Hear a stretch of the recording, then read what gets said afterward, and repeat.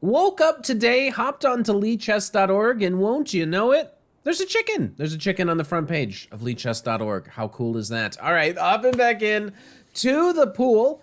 Let's see if we can play a fun and exciting game of chess against a 2,500 rated opponent. Creek 123. Let's see. Against the Caro-Kann't. This is quickly becoming one of my absolute favorite openings to play against. And against the bishop to g4 line, we're going to be running with this interesting idea. I'm playing knight to g5, and my idea is to bring this queen in right away and see if we can cause any disturbances to the opponent. Opponent seems to know what they're doing, so that's a little bit scary. But now we put a little bit of pressure on this guy, and I think they're meant to, they're like forced to go in for a draw here, because anything else is like not good. But can I remember why? I guess I'm just going to start with f4. I don't have to move this knight just yet, but after bishop g7, I'll go back. And we get kind of this normal enough French structure. c5, not really an idea yet. Okay, now maybe it's an idea. So let's put this bishop on a good square. And see what we can do now. Always going to be looking for an opportunity to take here. Wait, is there a tactic here? Let's see. Here, I want to take this. Does this work? My idea is that then I have some check and I can maybe win this guy. This is really cool.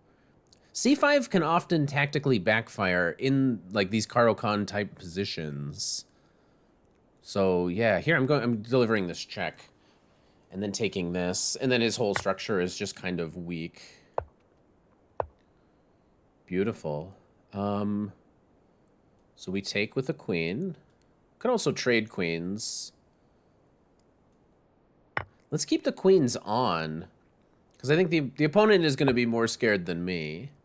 Then let's try to bring a rook in to put pressure on this d pawn. Opponent offers a draw? No, I saw the thing on Lichess. It's on the front page, dude. There's a chicken, and it says why you should never offer a draw. That's front page material, dude.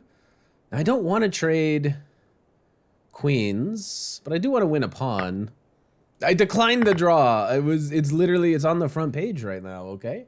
I just do what the website tells me.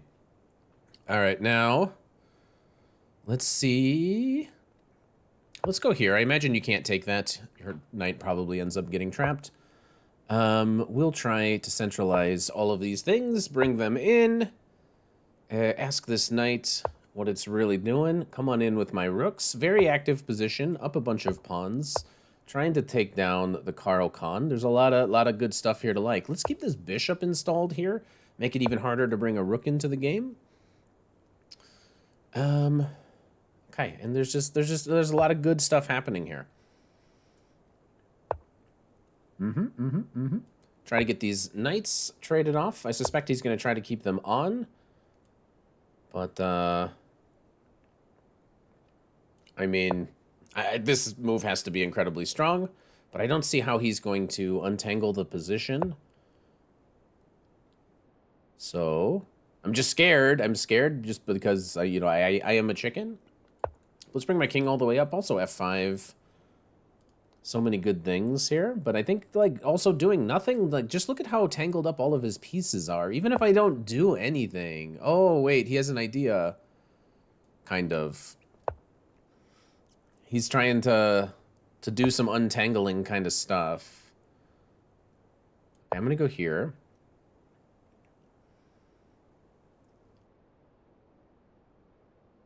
Just, I'm actually going to be kind of a little bit cautious here, just due to the the strong nature of my opponent. Yeah, let's come up, because I think maybe I can bring this rook in. This move feels very strong, kind of forcing him away from this pawn. I guess his idea is probably to try to go here at some point, but let's still give this check.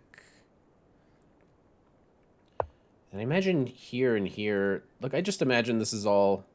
It's all very strong. This is protected by my bishop. So maybe he's going to take it, huh? Let's go here while we can.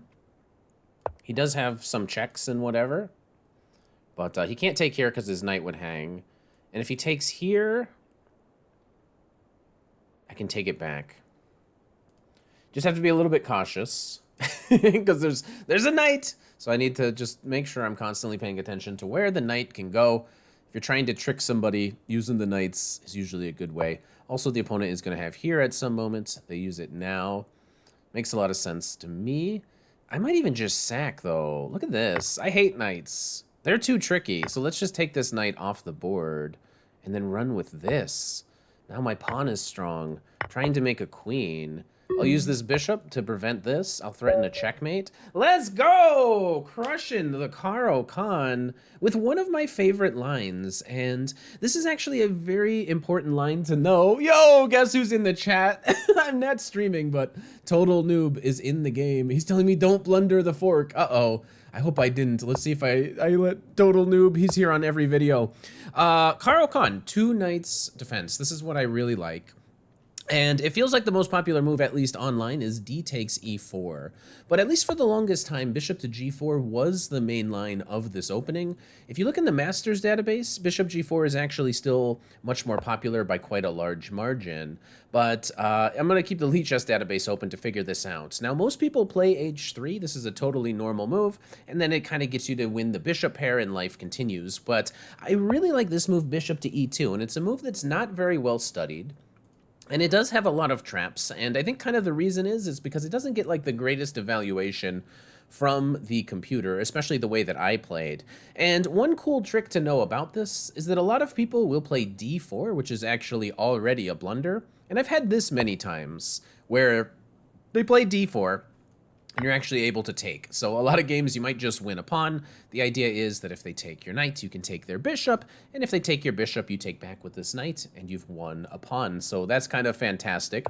My opponent is quite strong. He didn't fall for that. He played e6, I played d4, and it felt like he actually knew a lot of theory here, because after knight f6, I played e5, he went back, and I played this move, knight to g5, which it's kind of remarkable. It's not very popular, but it scores incredibly well. But the evaluation is equal, because this actually should lead to a forced draw. So it's perfect when you're playing against significantly higher opponents. Now, takes is what I played. I guess the computer is calling for some other stuff. And maybe it is possible to come up with some other plans.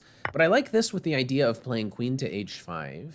Because now after bishop to e7, I play queen to h5. If you want to take, you're actually making a very large mistake. And this is actually, I'm surprised, the most popular line in the Lichess database. I've received a notification that a very large YouTuber has commented on my videos. But there's some fun line here. Queen b6. I don't know. You're just like better. You're just crushing it.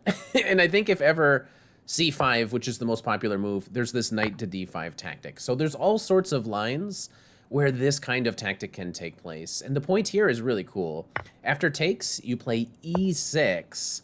The idea is that if they go here, you're able to put one of your rooks on the e-file and win the game this way. And they're not able to go here because this pawn is pinned by the queen. So if they castle, just to extend this line a little bit, you're able to win this knight. And this is a winning position for white. But this knight takes d5 tactic was kind of on my mind, which is how I found it during the game. So here, though, instead my opponent played g6. This is correct. Now I played queen to h6, preventing the opponent from castling. So he dropped his bishop back. I go all the way back to h3, keeping my eye on this. And this poses a really interesting problem for a higher rated opponent. Now, my opponent, he's 2,500. He really wants to beat me. He doesn't want to make a draw. But if he just plays bishop to e7, I'm going to sneak back in with queen to h6. And then we're going to have to do the whole rigmarole again. And the other problem is that if you play bishop to g7, which is actually the most common move, and this is why I like this, most opponents will just go for this, you get a very strong position.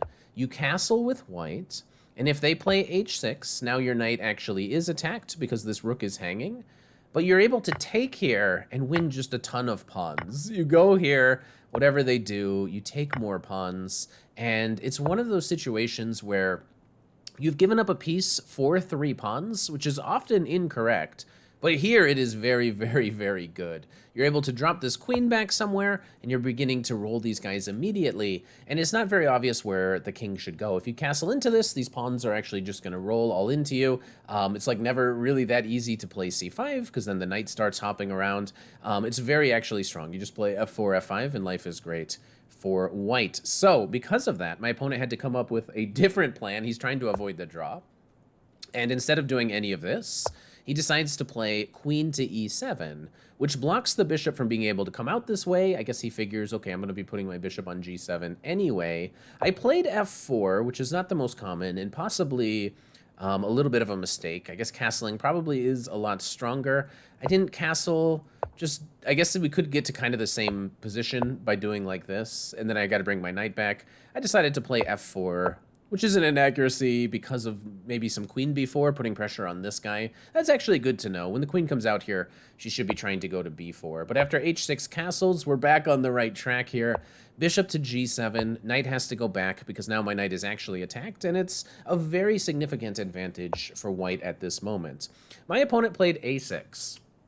And I suspect the reason they did it is because they saw c5 here is met very strongly with knight to b5. And look at all these dark squares that are very hard to cover. In the French, usually you're in time to cover all of these squares, but if you start with the Caro-Kann't move order, a lot of the times you play c5 later in the game, you might run into some issues. So that's why my opponent played a6, so that they can play c5 without having to worry about knight to b5. But they ran into another tactic, because now after c5, which actually is one of the top engine moves, I'm able to win a pawn by taking. Oh, but now he should just like continue on with life. He should play knight c6 or castle. But if he goes here, I have knight takes d5, a really cool tactic. And now after he takes, I'm able to give this check. Queen goes back to d8. Strongest perhaps is actually going into this particular endgame. Does actually make a lot of sense to put the king on this file, because now I can bring a rook to the d file. This also looks like it would have been particularly strong for me. But at this moment, I didn't want to trade the queens. Now I'm bringing a rook in. Now I'm trading the queens. And let's see how well I played this particular endgame. Looks like I'm actually playing like an amazing game. So far, I'm playing absolutely incredible. And it's an endgame. Wow, all of my moves are great, though. Wait. Hey, pause the world. I just played an actually good game of chess. The bishop came in. I'm wondering where Total Noob was saying, don't blunder the fork. Was there a fork that I ever possibly blundered? No, I'm just playing incredible chess today. Look, some days are just your days. So yeah, sacking is correct. E7, holy cow.